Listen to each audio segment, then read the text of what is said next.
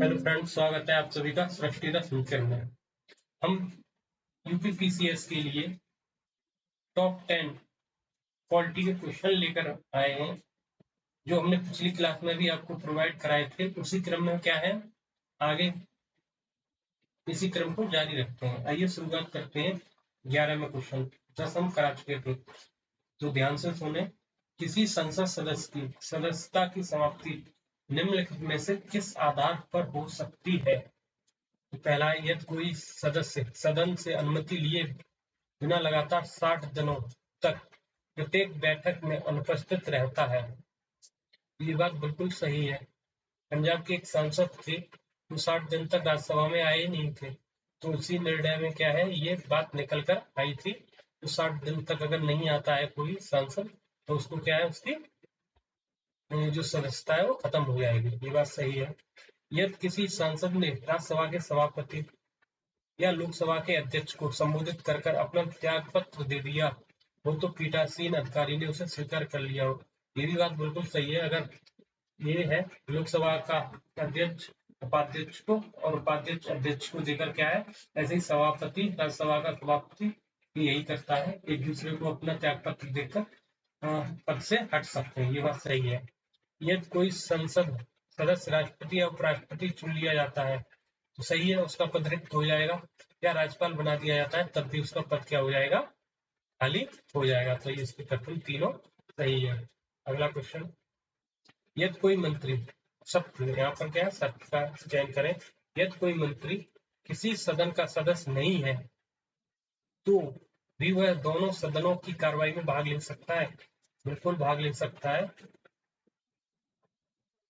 उसके बाद प्रत्येक मंत्री उस सदन की कार्रवाई में भी भाग ले सकता है जिसका वह सदस्य नहीं है। प्रत्येक मंत्री ठीक कार्रवाई में भाग ले सकता है जिसका वह सदस्य नहीं है। तो ये भी बात क्या है, बिल्कुल सही है। उसके बाद अगला क्वेश्चन है, यदि प्रधानमंत्री राज्यसभा से हो, तो प्रधानमंत्री अपनी मंत्रिपरिषद के किसी ऐसे मंत्री को जो लोकसभा का सदस्य है, लोकसभा में सदन के नेता की भूमिका के लिए मनोनीत करता है। बिल्कुल सही बात है। जब मनमोहन प्रधानमंत्री हुआ करते थे, वो राज्यसभा से थे, जो किसी न किसी को क्या है, अपना नेता चुन देते थे। ऐसे ही अभी क्या हाल फिलहाल में यूपी कैबिनेट में भी देखें, जो केशव प्रसाद मौर्य हैं, वो क्या है, विधान परिषद से हैं, तो उन्हें कभी कभी क्या है, विधान परिषद में बोलने का मौका भी मिलता है। उसके नेता हैं वो। प्रत्येक राजनीतिक दल, चाहे वह सत्ता में हो या विपक्ष में हो, अपने एक सदस्य की नियुक्ति सचेतक के रूप में करता है। बिल्कुल सही बात है। देखो, सचेतक क्या है, ये क्या है, अपनी जो पार्टी होती है, प्रत्येक राजनीतिक पार्टी इसको बनाती है। क्यों बनाती है? क्योंकि जो राजनीतिक दल है उसको मेंटेन रखना, अर्थात किसी प्रस्ताव पर हमें कहाँ वोट करना है, यानी एक तरीके से राजनीतिक दल की अपनी ये नैतिकता या विचारधारा को बनाए रखना, उसको सभी क्या करें, फॉलो करें। तो प्रत्येक राजनीतिक पार्टी क्या है, चाहे वो सत्ता में हो चाहे विपक्ष में हो, वो क्या चुनती है, अपना एक सचेतक के रूप में करती है। तो इसके कथन दोनों ही सही है। अगला क्वेश्चन, सरकारी विधेयकों या गैर सरकारी विधेयक के संबंध में सुमेलित कथनों पर विचार कीजिए। तो सरकारी विधेयक जो किसी मंत्री द्वारा पेश किए जाते हैं, ये बिल्कुल बात यहाँ तक सही है। जबकि अन्य सदस्यों द्वारा प्रस्तुत, अन्य सदस्य, यहाँ पर एक बात है, घुमा देगा, चाहे वो सत्ता का हो चाहे वो विपक्ष का हो, अगर वो मंत्री नहीं है तो उसके द्वारा प्रस्तुत विधेयक गैर सरकारी विधेयक ही कहलाता है। ये बात बिल्कुल सही है, चाहे सत्ता पक्ष का हो चाहे विपक्ष का हो। ये भी चर्चा में भी है हाल फिलहाल में, तो इसके पूछे जाने की संभावना बढ़ जाती है। तो ये बात सही है। सामान्यतः गैर सरकारी विधेयक विपक्षी दलों द्वारा सरकार की नीतियों की आलोचना करने के उद्देश्य से पेश किए जाते हैं। ये भी बात सही है। कुछ ऐसे होते हैं जिनके लिए क्या है, कुछ सार्वजनिक भी होते हैं, लेकिन कुछ विपक्ष के आलोचना के लिए भी लेकर आते हैं विपक्षी दल। सदन में गैर सरकारी, ये सही है, सदन में गैर सरकारी विधेयकों को पेश करने से पहले 1 महीने का नोटिस देना जरूरी है। ये बात बिल्कुल सही है।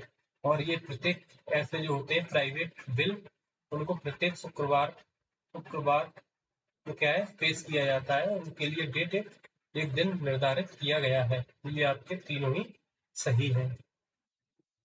यदि विधेयक प्रवर समिति या संयुक्त समिति को निर्दिष्ट किया गया है, यह उपचरण कहलाता है। ठीक है, ये उपचरण कहलाता है। प्रथम वाचन का, प्रथम वाचन में कुछ नहीं होता है। प्रथम वाचन में क्या है, कोई चीज पटल पर रखी जाती है और उसके बारे में बताया जाता है। द्वितीय वाचन में क्या होता है, उसके बारे में परिचर्चा होती है, फिर उसको क्या है, जो विभागीय समितियां होती हैं उनके पास ट्रांसफर कर दिया जाता है विचार करने के लिए। ये क्या है, समिति अवस्था होती है। तृतीय वाचन में सिर्फ और सिर्फ उसमें क्या है, उसको पास करना होता है या रोकना होता है। फिर विचार की अवस्था के लिए कौन रखता है, आपका राष्ट्रपति रखता है। तो कोई सा भी चरण पूछ ले आप बता देंगे। निम्नलिखित में से किस चरण में संपूर्ण विधेयक को स्वीकार या अस्वीकार करने की चर्चा होती है? तो अभी थोड़ी देर पहले बताया था, तृतीय में ही उसको क्या करते हैं, या तो स्वीकार करना है या अस्वीकार करना है। दूसरे में उसका चर्चा होती है। ठीक, आगे देखते हैं। धन विधेयक। ठीक, धन विधेयक राष्ट्रपति की सिफारिश से ही लोकसभा में प्रस्तुत होता है। ये बिल्कुल बात सही है।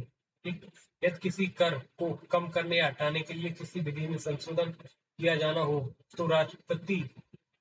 तो ऐसे मामले में राष्ट्रपति की सिफारिश की आवश्यकता नहीं होती। तो ये बात बिल्कुल सही है। जब हमने लोकसभा में पेश ही कर दिया राष्ट्रपति की पूर्व अनुमति से, तो उसमें किसी की हमें जरूरत नहीं होती है। तो ये आपके ऑप्शन हैं, दोनों ही सही है।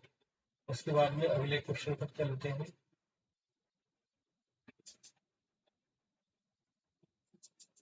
वित्त विधेयकों पर प्राय वही प्रावधान लागू होते हैं जो साधारण विधेयकों पर लागू होते हैं। देखो आर्टिकल 117 में 1 और 2 में वित्त विधेयक प्रथम और द्वितीय की चर्चा की गई है। तो ये कतई साधारण विधेयकों की तरह ही प्रस्तुत होते हैं। अब देखो यहाँ पर संयुक्त बैठक बुलाई जा सकती है, बिल्कुल संयुक्त बैठक बुलाए जाने का क्या है, प्रावधान इसमें किया गया है। प्रावधान संयुक्त बैठक, हाँ। लेकिन एक बात यहाँ याद रखें, हम धन विधेयक के संबंध में क्या है, संयुक्त बैठक का प्रावधान नहीं करते हैं। और संयुक्त बैठक की अध्यक्षता कौन करता है, लोकसभा का अध्यक्ष। और बुलाता कौन है, आर्टिकल 114 के तहत इसको बुलाने का कार्य राष्ट्रपति करते हैं। ठीक, राष्ट्रपति वित्तीय विधेयकों को पुनर्विचार के लिए लौटा सकता है। वित्तीय विधेयकों को क्या है, वो लौटा सकता है। कथन सत्य याद करने हैं तो तीनों ही कथन सत्य है। नहीं लौटा सकता तो किसको, धन विधेयक को, क्योंकि वह उसकी पूर्व सहमति से ही लाया गया होता है। अगला विनियोग विधेयक धन विधेयक होता है, इसीलिए देखो यहाँ पर क्या है, सत्य नहीं है, अर्थात इसकी बात कर रहा है असत्य बताओ उसको। ये आपसे असत्य पूछ रहा है तो हम भी बता देंगे। विनियोग विधेयक धन विधेयक होता है, इसीलिए उस पर धन विधेयक के सभी नियम लागू होते हैं। बात ये बिल्कुल सही है। ठीक, विनियोग जो विधेयक होता है,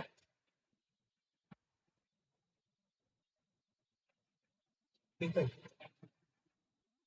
उसके बाद में नीतिगत कटौती प्रस्ताव में अनुदान की मांग को कम करके 100 रुपए करने के लिए कहा जाता है। नहीं, इसमें हम किसी से उसकी अगर गवर्नमेंट की जो पॉलिसी है उससे असंतुष्ट हैं तो हम उसको क्या है, 1 रुपए की कटौती करते हैं, उसको ही क्या बोलते हैं, हम नीतिगत कटौती कहा जाता है। तो ये बात यहाँ पर गलत है।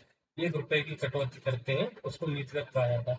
सांकेतिक कटौती प्रस्ताव में सरकार द्वारा पेश की गई मांग को सिर्फ 1 रुपया कर दिया जाता है। नहीं, हम उसकी जगह पर क्या कर देते हैं, उसको 100 रुपया कर देते हैं। तो ये भी बात बिल्कुल गलत है। तो हमें असत्य बतानी है।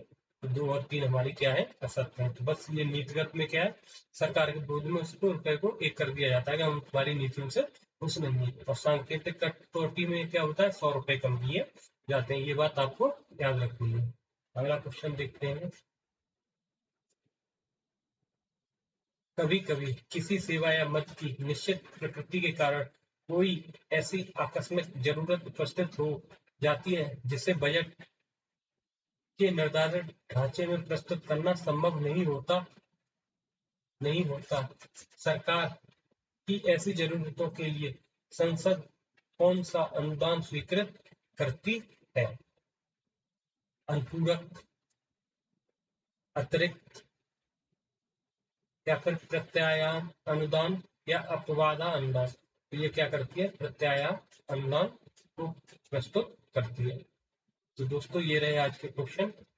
कुल मिला के आपको पॉलिटी में अब तक राज्यसभा, लोकसभा और विधेयक, धन विधेयक से मिलाकर 20 क्वेश्चन हो गए हैं और इन 20 क्वेश्चन से लगभग आपकी 50 क्वेश्चन की तैयारी मैंने करा दी। अगर आपको ये वीडियो पसंद आए तो लाइक करें।